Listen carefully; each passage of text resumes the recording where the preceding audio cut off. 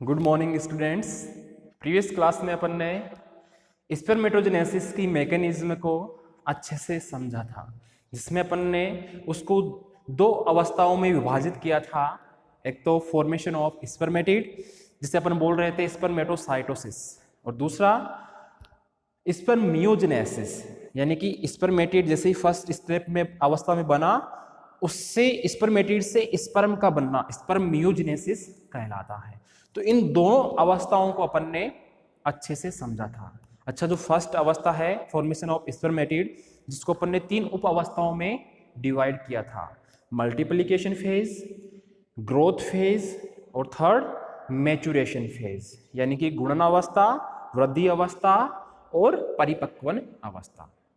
जो थर्ड परिपक्वन अवस्था थी, उसमें लास्ट में एक स्पर्मेटिड बन के तैयार हो जाता है, स्पर्मेटिड सेल्स बन के तैयार हो जाती है। और ये फर्स्ट स्टेप में जो स्पर्मेटिड सेल्स बनी है, जो अगुणित होती है, अगतिशील होती है, उनका गतिशील स्पर्म में निर्माण की क्रिया ही सेकंड स्टेप कहलाती है, स्पर्मियोजेनेसिस। तो मैंने आपको प्रीवियस क्लास में ये कहा था कि नेक्स्ट क्लास में अपन स्पर्मियोजेनेसिस को विस्तार पूर्वक समझने की कोशिश करेंगे।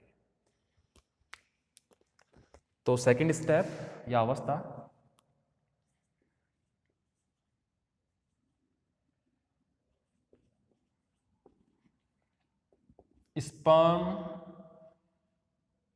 स्पर्मियोजेनेसिस।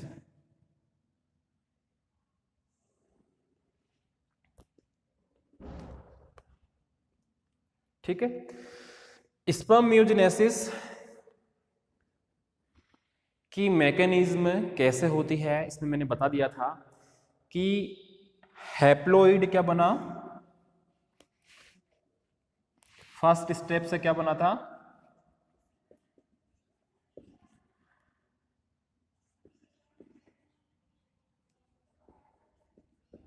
स्पर्मेटिड्स बने थे। ठीक है, इन स्पर्मेटिड्स से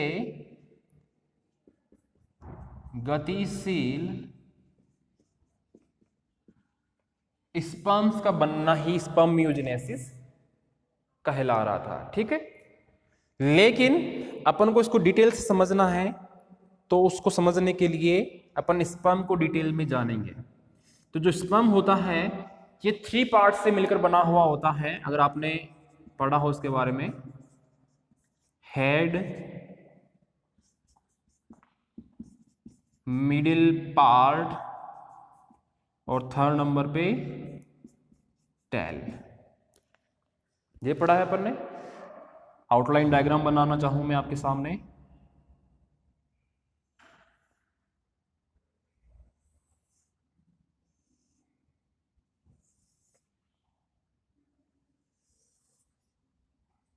ऐसा ही होता है। इसमें ये आगे तो होता है एक्रोसोम वाला भाग, ये इसका हो गया न्यूक्लियस, ये हो गया इसमें एक्रोसोम, ऐसे। ये इसका न्यूक्लियस, ये इसका प्रोक्सिमल सेंट्रियोल, ये इसका डिस्टल सेंट्रियोल,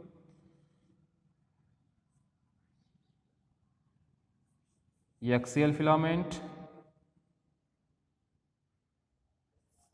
ऐसे ऐसे होता है स्पर्म। तो जब स्पर्मेटिड से अब स्पर्मेटिड सेल कैसी होती है, ऐसी। ये लो, ये स्पर्मेटिड सेल है, देख रहे हैं, लंबी नहीं है जबकि गोल है और अगतिशील है। लेकिन इससे स्पर्मियोजेनेसिस की क्रिया के माध्यम से ये परिपक्व गतिशील स्पर्म का निर्माण होता है। इसकी क्रिया को ही स्पर्म, परिपक्व स्पर्म या गतिशील स्पर्म के निर्माण की क्रिया को ही स्पर्मियोजेनेसिस कहते हैं। क्लियर है। अब इसको अपन ने 3 पार्ट में डिवाइड किया है। हेड, ये वाला हेड इसका, ये हेड, ये इसका मिडिल पार्ट और ये इसकी टेल। क्लियर है। अब अपन स्टडी करेंगे इसके हेड वाले पार्ट की। तो स्पर्म का जो हेड वाला भाग होता है, यह 2 भागों से मिलकर बना हुआ होता है। एक तो है एक्रोसोम और दूसरा है न्यूक्लियस। ये रहा एक्रोसोम, ये रहा न्यूक्लियस। ये नामांकन कर देता हूं मैं।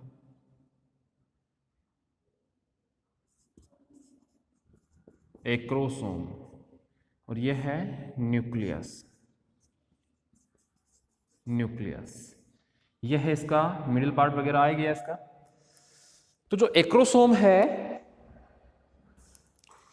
इसकी अगर अपन बात करें तो एक स्पर्म को न केवल एक फीमेल ओवम या अंडाणु तक पहुंचना होता है, बल्कि उसके पास पहुंचकर उसकी मेम्ब्रेन्स को भेदते हुए उसके अंदर भी प्रवेश करना होता है।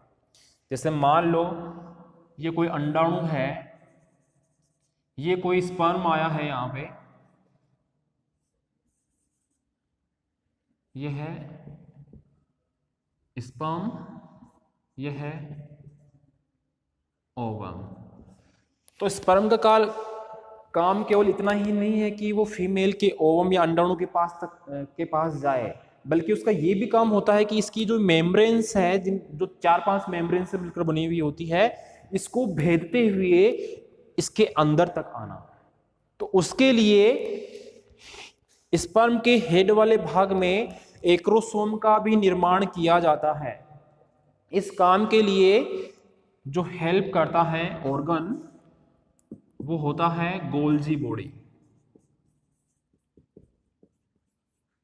गोल्जी बॉडीज या गोल्जी काय।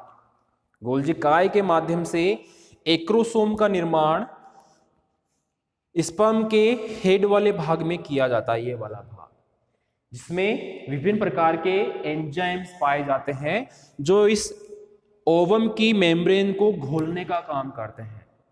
तो ये स्पर्म आसानी के अंदर ओवम के अंदर प्रवेश कर जाता है। ये तो अपन ने एक्रोसोम की बात कर ली। बात करें न्यूक्लियस की, ये रहा न्यूक्लियस।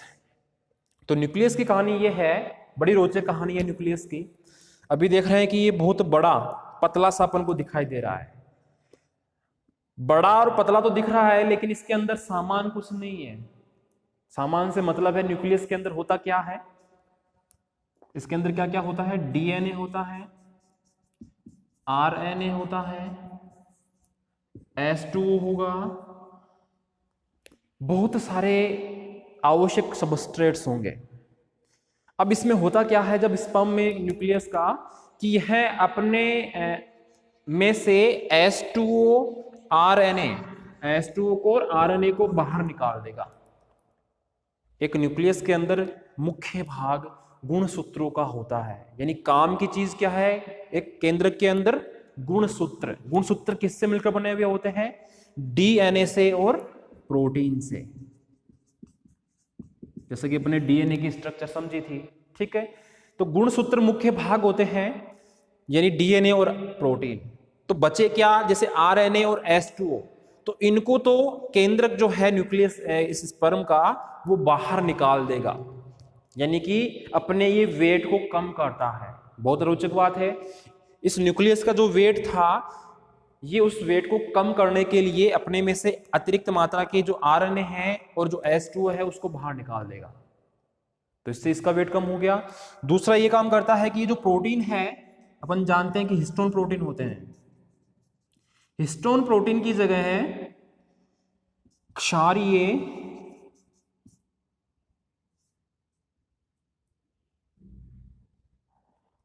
प्रोटीन, कुछ हिस्टोन प्रोटीन के जैसे ही होते हैं, जो हिस्टोन प्रोटीन के का स्थान ले लेते हैं। हिस्टेमिन ऐसे कुछ है, प्रोटेनिन,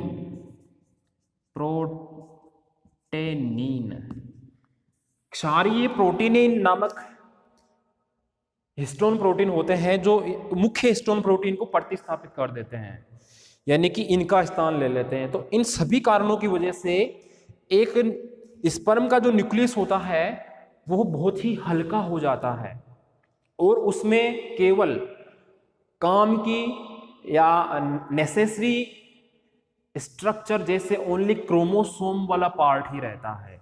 तो इसमें ओनली ये गुणसूत्र ही मैंने दिखाए हैं यहाँ पे।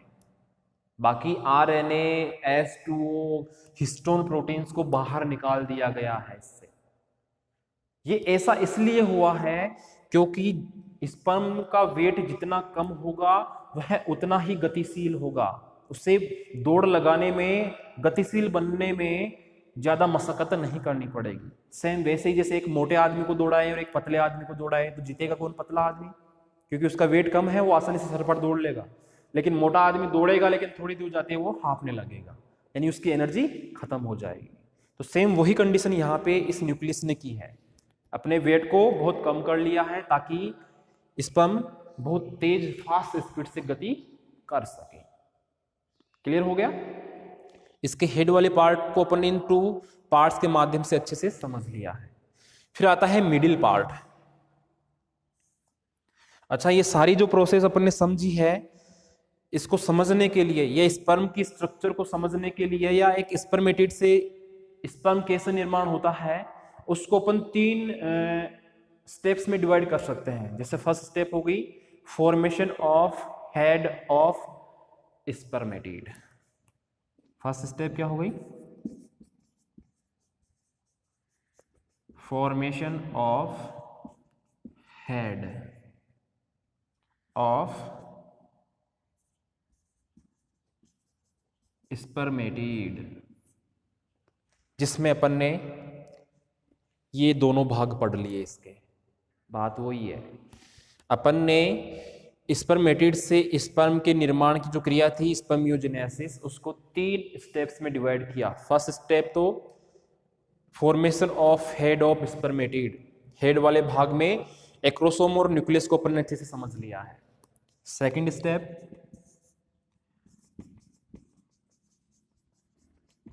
Formation of axial filament. Second step क्या है? Formation of axial filament. ये देख लो एक्सियल फिलामेंट, एक्सियल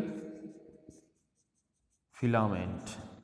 इनका निर्माण कैसे होता है, किस संरचना या किस अंगक के माध्यम से होता है, ये भी कई बार पूछा जाता है।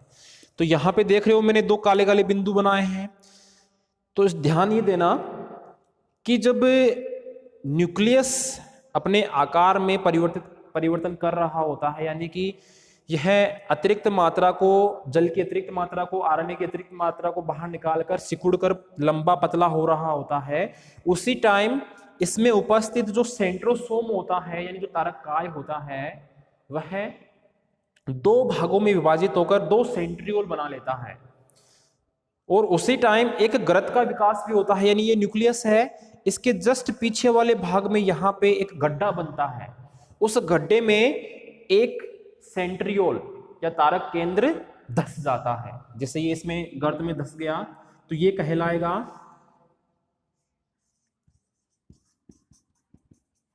Proximal centriole. प्रोक्सिमल का मतलब है समीपस्थ,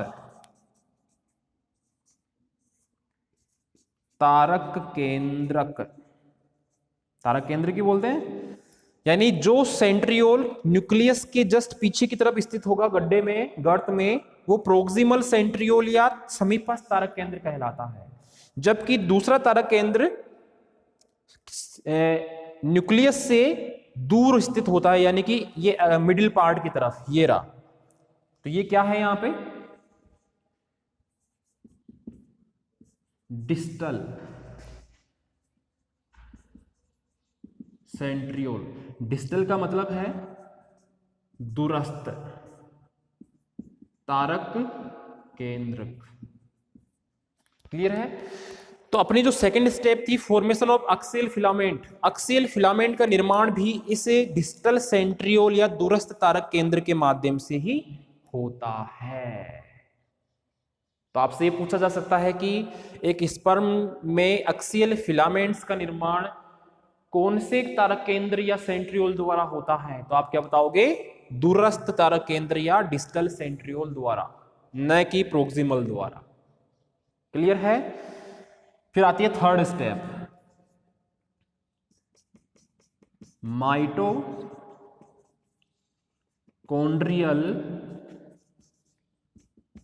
स्पाइरल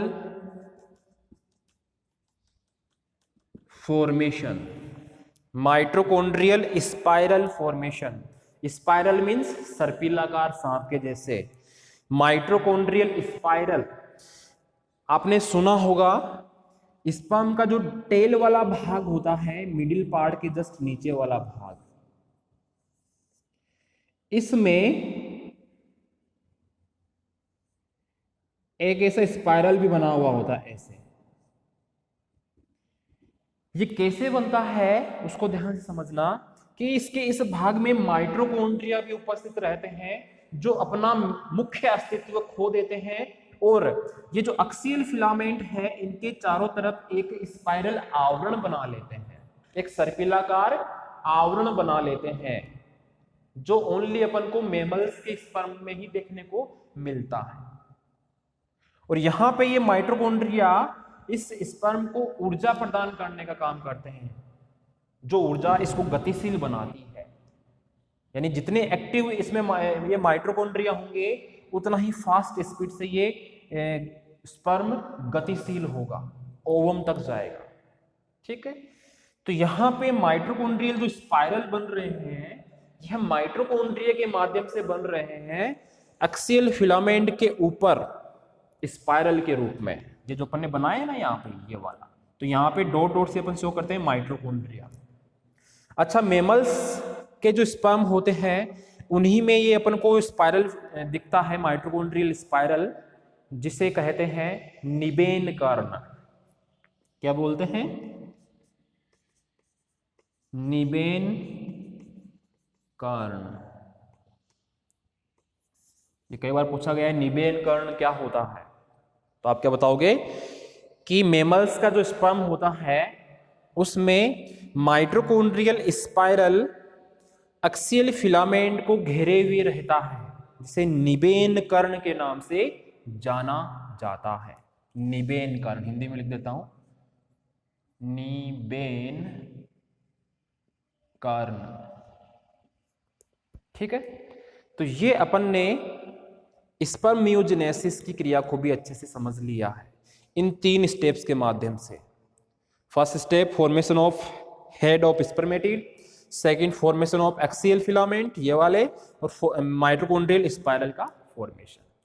तो इसके साथ अपना एक पॉइंट और क्लियर हो गया है। कई बार आपको स्पर्म की संरचना के बारे में पूछ लेते हैं कि गुणसूत्र की संरचना के बारे में विस्तार पूर्वक समझाइए, तो यहाँ पे अपन ने गुणसूत्र की संरचना भी बनाई है नामांकित, और उसके जो भाग पाए जाते हैं, हेड भाग, हेड पार्ट, मिडिल पार्ट और टेल पार्ट, उसकी भी अच्छे से चर्चा कर ली है। तो यहाँ पे अपन ने एक स्पर्मेटिड से गतिशील स्पर्म का निर्माण किस प्रकार से हो रहा है, किन स्टेप्स के माध्यम से हो रहा है, उनको भी अच्छे से समझ लिया है। क्लियर है यहां तक? अब ओनली रह जाते हैं अपने इसमें स्पर्मेटोजेनेसिस के डायग्राम जो बनाते हैं अपन। बहुत ही इजी है, बस थोड़ा सा ध्यान देने दोगे आप तो आसानी से सब कुछ समझ में आ जाएगा। अब मान लो कई स्टूडेंट्स के फिर भी समझ में नहीं आया हो, तो उसको अब मैं डायग्राम बनाऊंगा, उसके माध्यम से अच्छे से समझ में आ जाएगा। तो यहाँ पे निबेनकरण का ध्यान रखना, स्पर्म की स्ट्रक्चर का ध्यान रखना। ठीक है,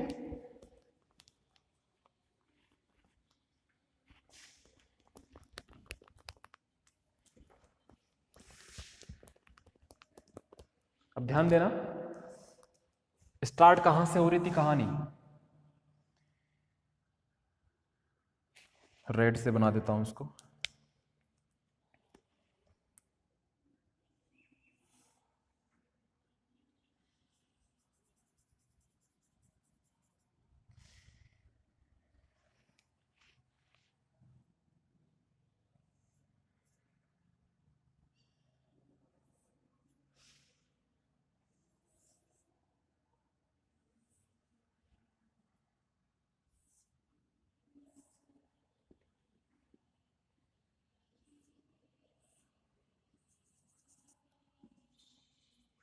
अभी नामांकन करेंगे अपन इसका, तो आपको अच्छे से समझ में आ जाएगा।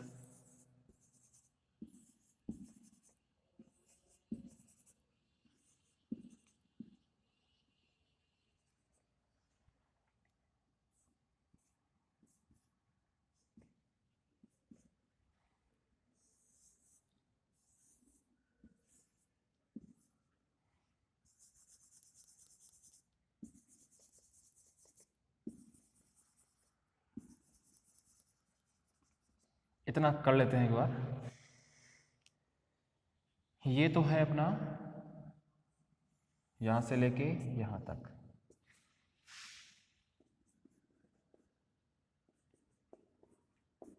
मल्टीप्लिकेशन फेज, ये आ गई ग्रोथ फेज।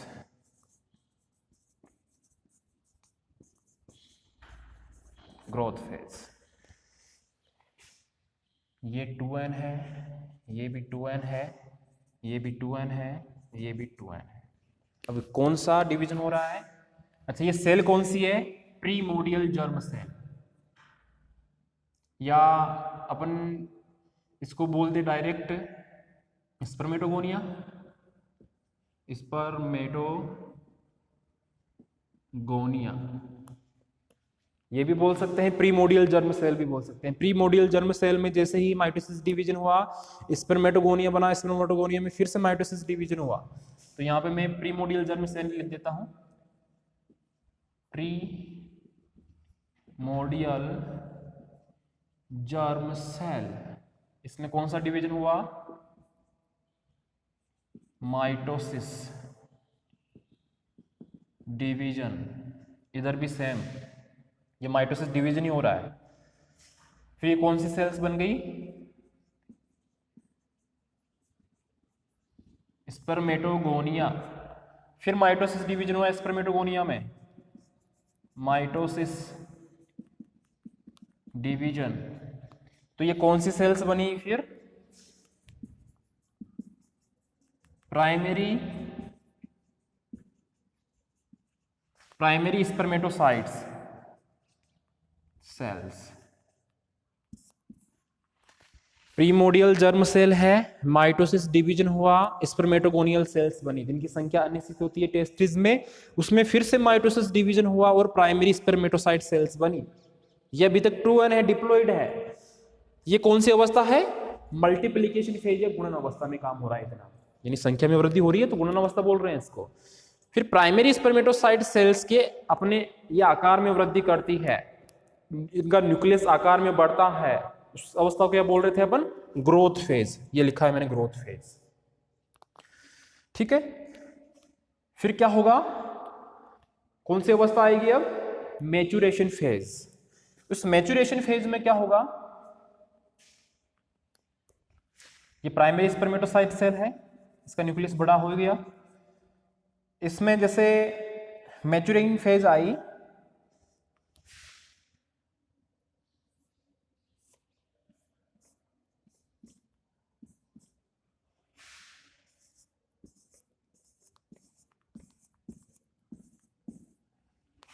ये इसका न्यूक्लियस, ये कौन सा डिवीजन हुआ? फर्स्ट मैच्योरेशन डिवीजन, जो कौन से प्रकार का होता है? Meiosis first. ये ध्यान रखना स्पेशली, ये मैं समझा चुका हूं, फिर से डायग्राम में समझा रहा हूं आपको। तो इनसे कौन से प्रकार की कोशिकाएं बनेगी? प्राइमरी स्पर्मेटोसाइट सेल्स में जब फर्स्ट मैच्योरेशन डिवीजन होगा मियोसिस फर्स्ट, तो सेकेंडरी स्पर्मेटोसाइट्स, सेकेंडरी स्पर्मेटोसाइट्स।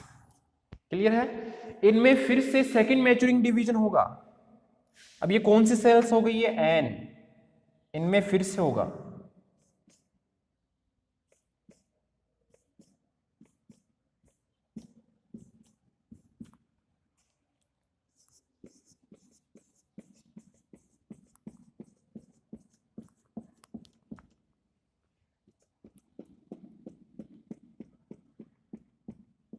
तो इस मेल में जो स्पर्म बनते हैं वो असंख्य स्पर्म होते हैं, कई लाखों करोड़ों होते हैं।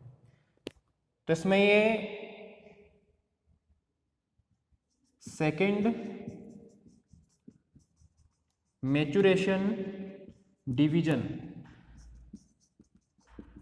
जो कौन से प्रकार का होता है? मियोसिस सेकेंड, जिसके कारण कौन सी सेल्स बनेगी? ये वाली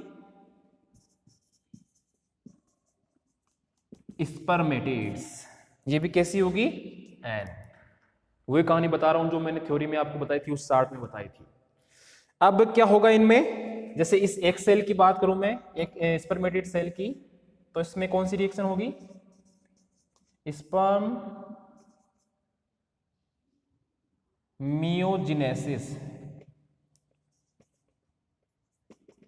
जिसके कारण क्या बनेगी, स्पर्म्स बनेंगे। तो ये इसका हेड वाला भाग और ये इसका पूंछ वाला भाग, सभी से ऐसे, जैसे इससे भी बन गया ये वाला, ऐसे ऐसे ऐसे। तो इससे डायग्राम के माध्यम से भी अपन आसानी से समझ सकते हैं स्पर्मेटोजेनेसिस की मैकेनिज्म को, जिसकी फर्स्ट स्टेप अवस्था को अपन ने 3 अवस्थाओं में बांटा था। अच्छा, ये कौन सी हो गई, यहां से लेके स्पर्मेटिड तक, यहां तक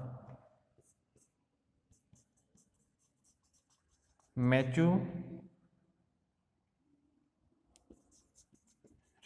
फेज। तो वही देख लो, साइड में तीनों फेज लिखी हुई है।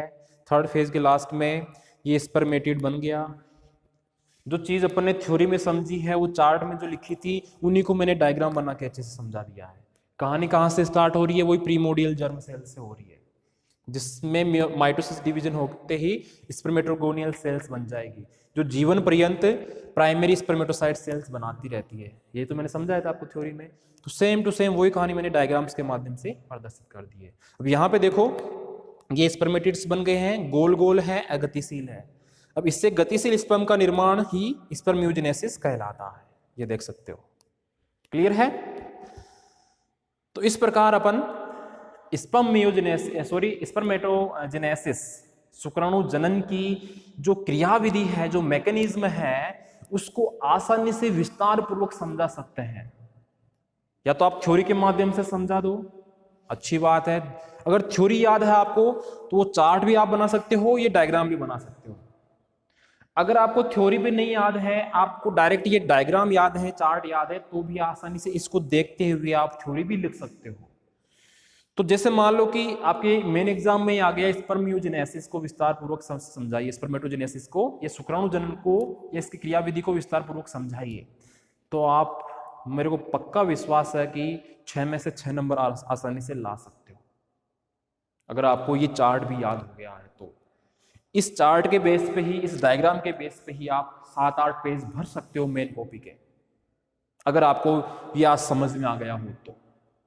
ज्यादा हार्ड नहीं है, गिने चुने नाम आपको ध्यान रखने हैं बस। जैसे प्रीमोडियल जर्म सेल है, कौन कौन से डिवीजन हो रहे हैं, किस प्रकार की सेल्स बन रही है, बस। तो इस क्लास में इतना ही, धन्यवाद।